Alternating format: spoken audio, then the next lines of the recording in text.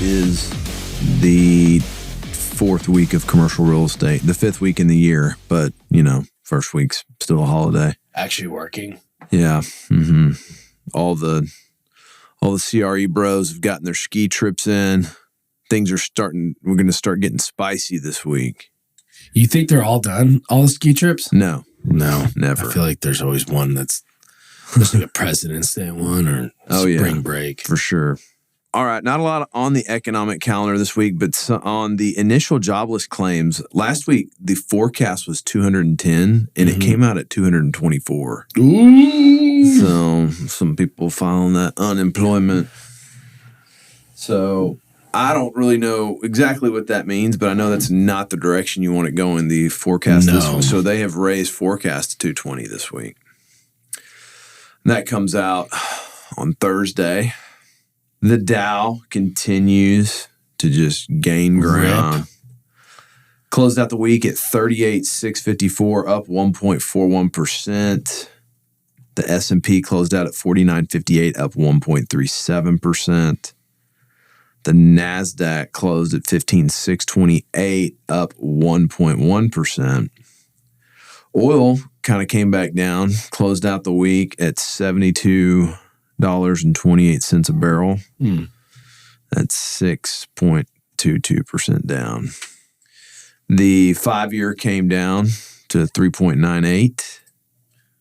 The 10-year came down to 4.032. So about a 1.1% drop in Treasury. 5-year, about a 1.7 in the 10-year.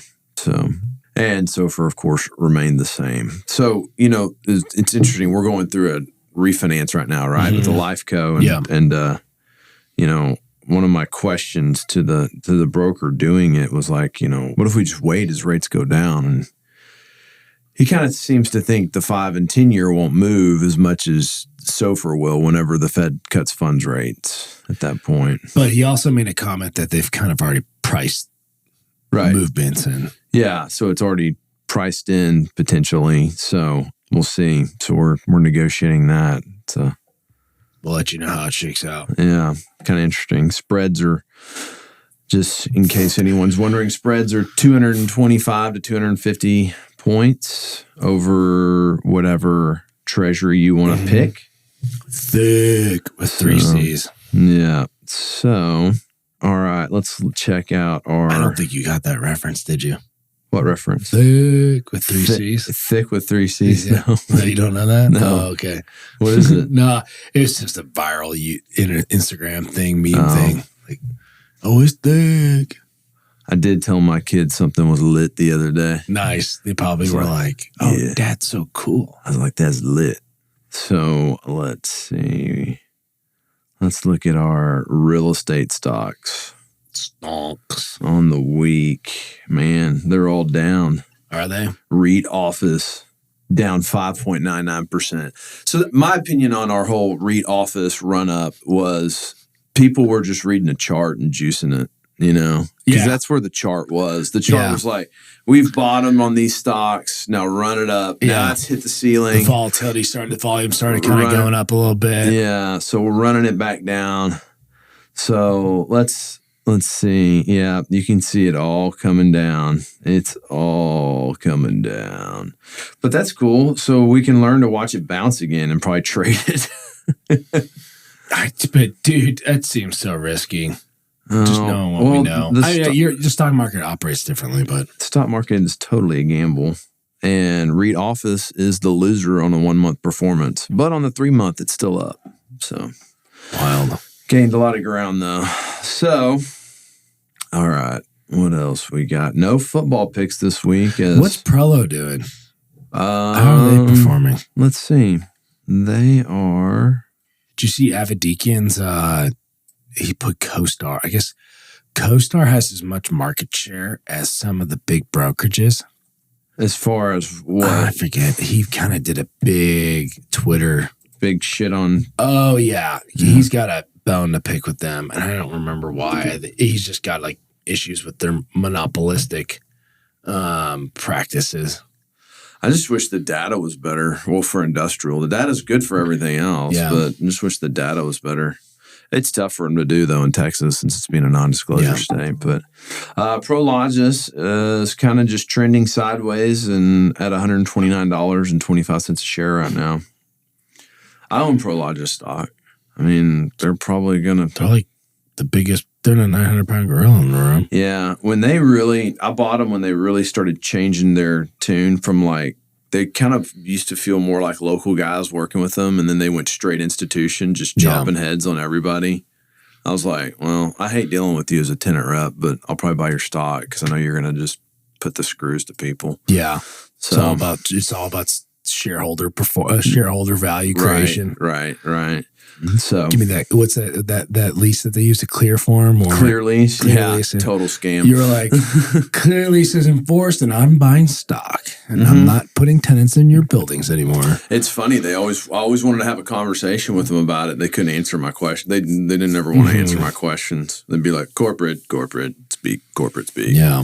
Because I don't think it is what it is. Works good for shareholders, I'll tell you that. Yeah. Oh, yeah. So, all right. Well, we got the Super Bowl this week. Yeah. So it's in Vegas. You want to go? You got 50 racks? I don't. Not on that. No, I don't either. Not for that. Not for that. But that would be fun. Bella, you want to go to Vegas? Let's go. All right. Dang it. You open Pandora's box when you ask her that question. She gets everything she wants. Yeah, it's true. Vegas would be fun. Oh, it would be incredible. I bet Vegas Super Bowl week, where Vegas is actually the host, like starts. Well, I mean, Super Bowl week's always huge, right? So do the shenanigans start today? Oh yeah, they probably started yesterday. I guess I don't know. They had the Pro Bowl flag football game yesterday. I didn't even really look at it. I didn't know what happens too right after is Carnival. What is Carnival? Carnival is like with the whole world, all the Catholic countries celebrate Carnival, which is the day before Ash Wednesday. Yeah, it's like when you see the parades down in Brazil. Yeah, Fat Tuesday in New Orleans, like you've got that going on too. It's gonna be next week. He's gonna be nuts. You could find a reason to party like every other week. Oh, yeah. And take off and go do something. Yeah, this week in Vegas will be nuts. Yeah. All right. Well, term of the week, I'm going to let you. Well, who do you want to win? I took the Chiefs last week. Yeah. I want the Chiefs to win. Well, I don't know. I'm kind of torn. I like to see Patty Mahomes win, but also another Red Raider is D-line coach for the 49ers and was a teammate and good friend of mine. Yeah. And I'd like to see him win one. That'd be cool. That'd be awesome. He's been grinding out in the NFL for 20 years, D-line coach all over the league. And so I would just kind of like some change. Yeah, I think that's what the hope with Detroit was. Like everybody wanted to see a little something different because this is like a repeat of 19 or 21. I can't remember whichever Super Bowl was. They didn't win. We just came out of a 20-year stretch where Bama just dominated. New England dominated. Mm-hmm. I mean, if you want to talk about like full spectrum of sports, Yankees dominated from like late night. It's just like, I think people are, I'm speaking for myself. It's just kind of like these runs of these powerhouses. It's like, can we get some new blood in here? But I also like Mahomes. I think he's absolutely unbelievable. Yeah. I mean, they're kind of in that classification with the Patriots now, where everybody was just kind of like, we're kind of sick of the Patriots, So, dynasty. Anyways, so that'll be fun. Kicks at 5:25 on Sunday. Mm-hmm. Do you know why they host the Super Bowl on Sunday instead of Saturday, which Saturday would make so much more sense? It'd be a lot better for everybody. Health-wise. But the one person it's not better for. Who? The host town. Why? Because it's an extra day of revenue if they have it on Sunday. Okay. So if it was over Saturday, everybody's out Sunday. Oh, yes. When it's over Sunday, everybody's got to get out Monday. So it's a whole other day of revenue. Yeah, that's like a hard stop. We got to get out. Mm-hmm. So do you take your flight out on Monday morning or are you trying to jet out of there Sunday night? No way. I mean, games I guess there it would be at like 3:30. So you're done at 6:30. Good luck. No, I mean, dude, I think you want to stay and party afterwards. Like, I think that's the point. That's the point. Like, I would probably like not even leave the next day. I'd probably leave Tuesday. I would probably take Monday and sit in a spa all day and just sweat it out. Yeah. When we run the Rose Bowl at Michigan State, I think we left on Monday. I don't remember. It was pretty fun. Yeah. It was a blast.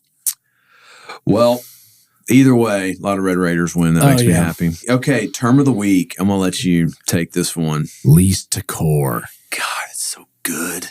God, that's good. Least to core. Gosh, I wish we got invited to these conferences where these larger PEs get to learn these new terms.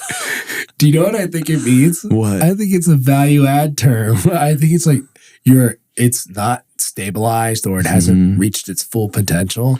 Yeah. And they're leasing it to make it a core asset. So they're doing that value addition to it. Is that what core means? What? Core assets? Yeah, I mean, what? Core assets, so it's hard for me.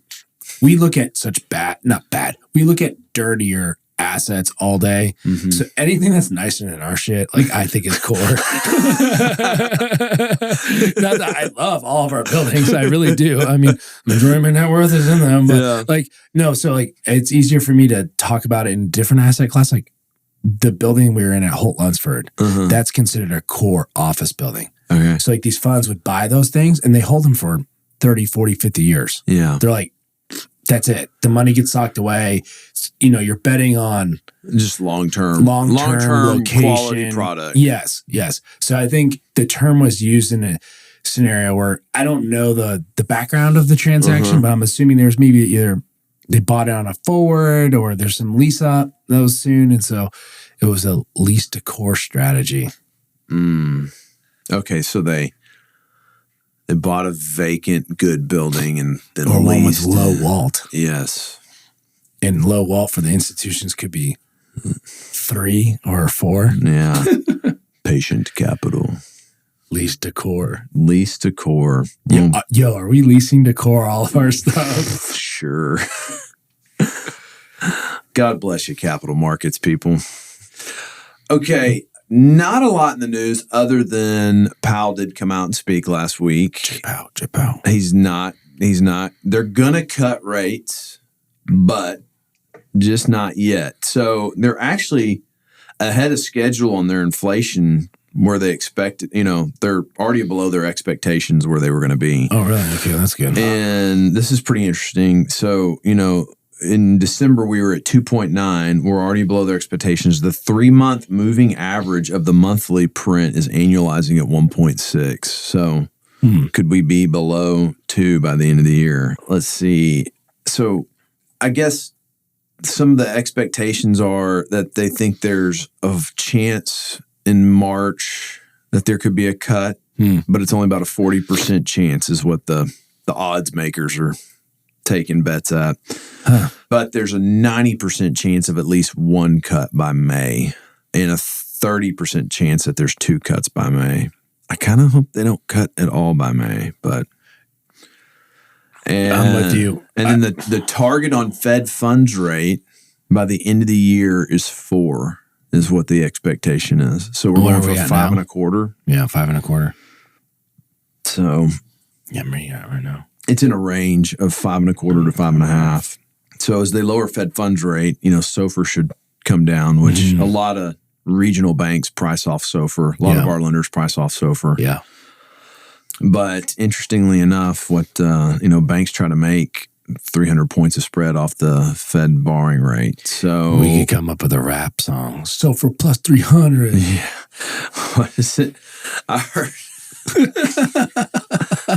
heard another one. There was I was listening to the Trep podcast and he started to talk about one and he started to rap. And then it put in like the Cypress Hill Insane in the Membrane in my head. Yeah. And it was, you got holes in your rent roll. You got holes in your roll. So when you're buying these buildings, you got a big slug coming up, man. You just start playing that Cypress Hill. We should make it. We should make a rap like that. That'd be funny. Just like attach it in an email and send it back. Or DD. Yeah, on the due diligence. Yeah. Or when we get a really just terrible rent roll sent over to us. And it's like, you got holes in your rent roll. That's hilarious. Oh my gosh. So anyways, well, that's kind of it for this week, but we're about to get in the truck and head to Houston like we said we would. Yeah. Coming for you, H-Town. Yeah, so we're going to go. I will never like the Astros, ever. I don't really care for baseball. Neither do I, but I just don't like them. I think I watched like the last inning of the World Series.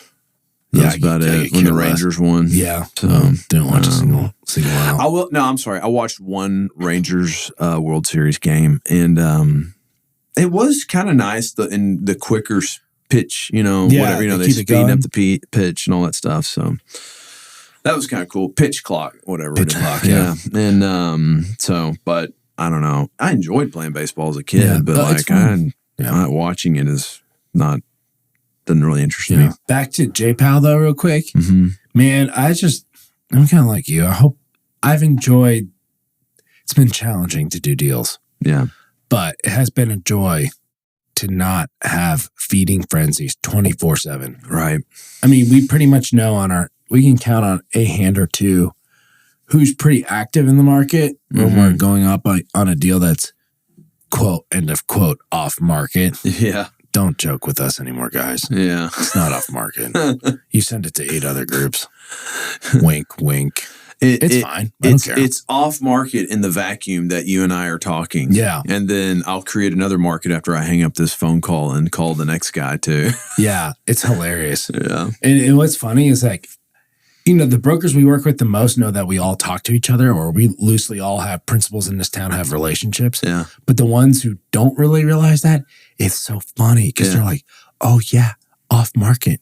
I'm like, dude, I'm going to get a phone call from 2 or 3 other people over the next week and a half, 2 weeks, dissecting this thing. But to just get back, like, there's so much pent up cash. Yeah.